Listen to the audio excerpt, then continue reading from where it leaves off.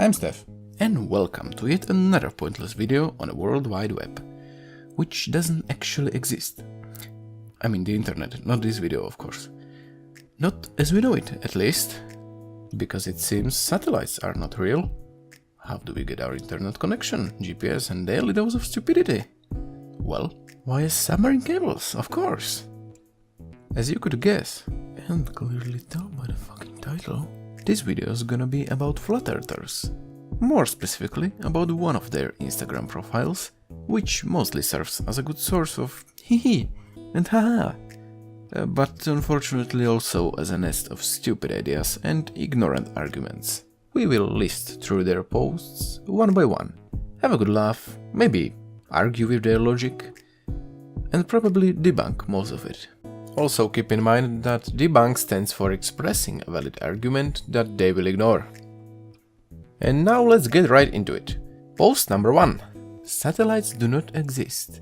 As I already mentioned. But what about GPS and internet and other technologies that need their signal from satellites? Well, they do not. Because post number 5 claims that it is transmitted using submarine cables most of the time. And for other means than international data, we use high-altitude balloons, planes and drones, towers, antennas, and parabolic reflectors. Problem is, GPS cannot work using cables at all. How does it determine your location?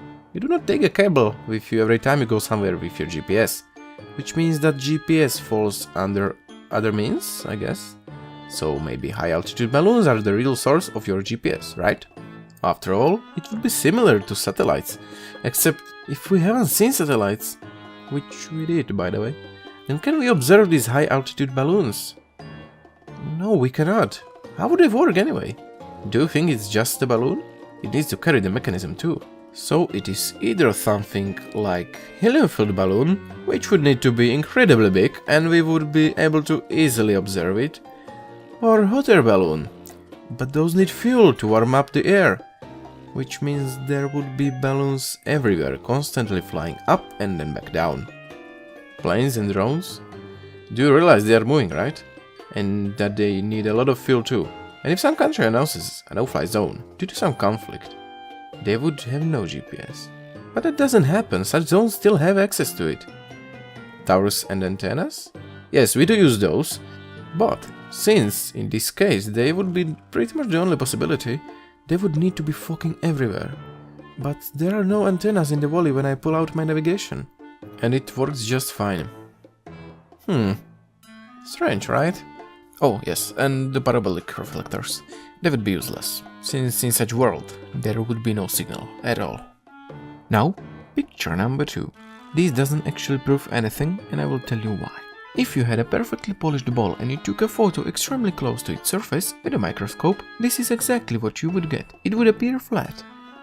Number 3 is absolutely disproportional, and who made it had no clue what perspective is. Not to mention the fact that water is not plastic and sun on the picture below is more than twice as high than your shiny little light. It even looks like he used flashlight and tried to shine it through the textile or whatever that blue thing behind the plastic sheet is. But proportions are the biggest problem here. Number 4. I can kind of understand the reason they do not believe this, but it takes exactly 15 seconds to find out why is it wrong.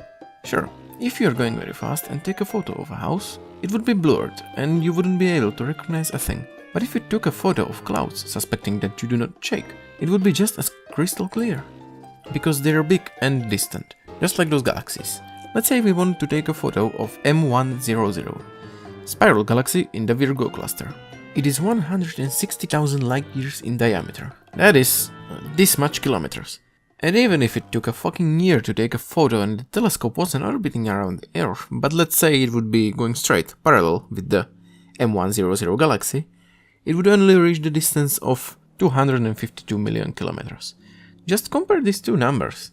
And that is a year of travel, which means that even in such case, assuming there would be no object blocking the telescope during that time period, those photos would be still crystal clear.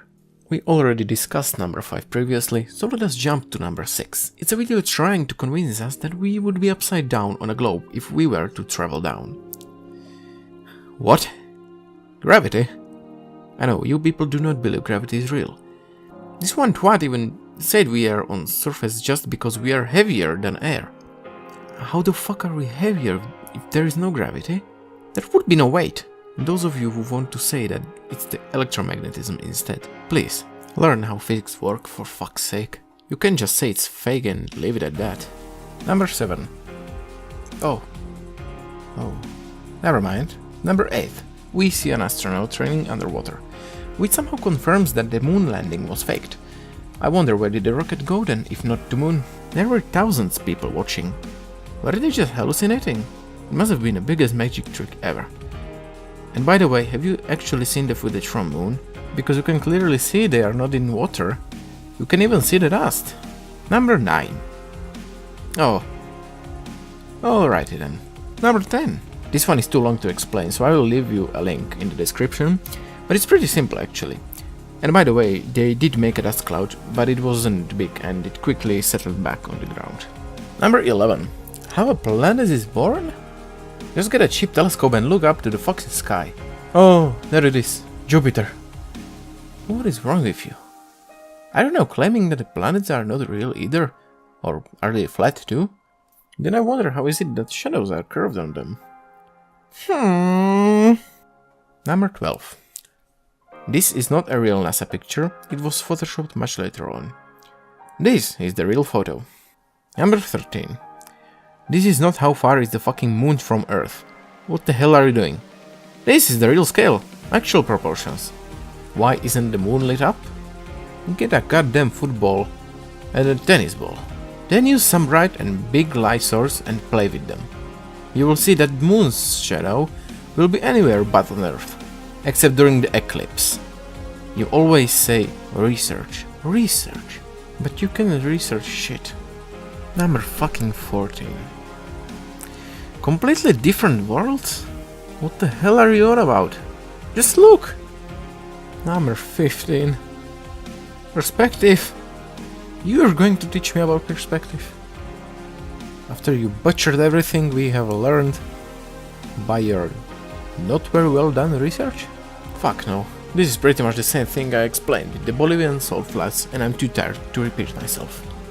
In conclusion, we are just stupid and ignorant retards, while they are the masters of truth. They have already ascended into superhumans and they are everywhere. They're prophets, our saviors. Anyway, this script is already longer than I expected, so I'm gonna end it here. If you would like part 2, like the video, leave a lovely flat comment and I will try to make another one as soon as possible. There is a lot more posts to go through after all, but I need to take a break from them or I'll go insane. By the way, pardon my accent, I know it's shit.